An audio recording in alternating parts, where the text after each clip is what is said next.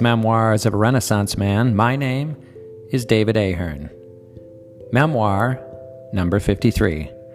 The following is an excerpt from my new book, Quietude, available on Amazon. Chapter 2. The Little Red Book. As you start to walk out on the way appears. The cover was torn, the edges were tattered. Everyone wondered what was so precious inside Rumi's little red book.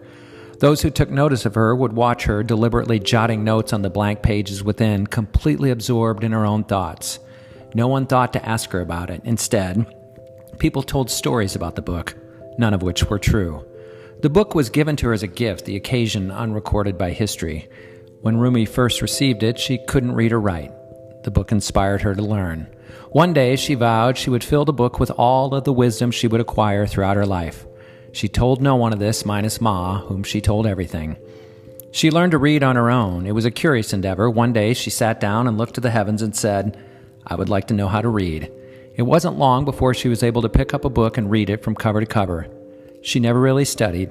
Almost in an instant, what seemed like jumbled symbols now formed together to make coherent sense. When she revealed to her mother this accomplishment, Ma was shocked by what Rumi had learned. She herself didn't know how to read, and she couldn't help but wonder how her much younger daughter had mastered the feat. "How did you learn to read?" she asked inquisitively. "I prayed for help, and then help arrived," she responded, "and then I acted." Her mother nodded, not really understanding. Rumi then began teaching her own mother how to read.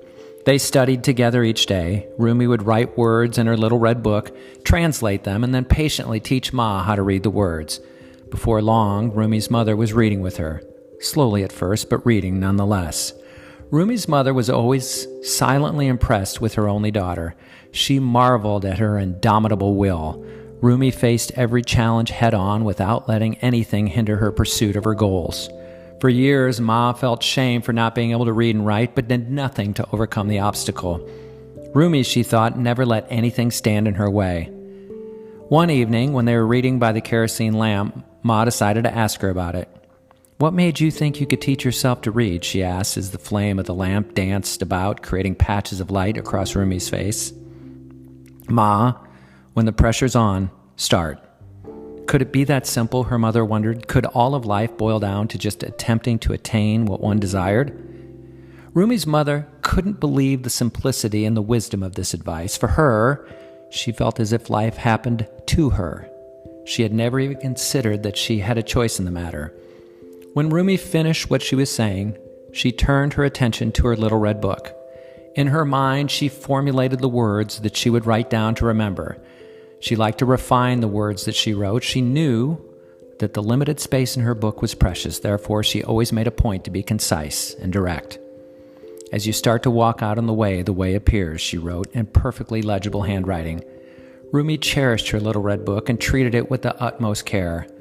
"When this book is complete," she thought to herself, "I will give it to the world for those seeking their way through the darkness. It must represent my best effort.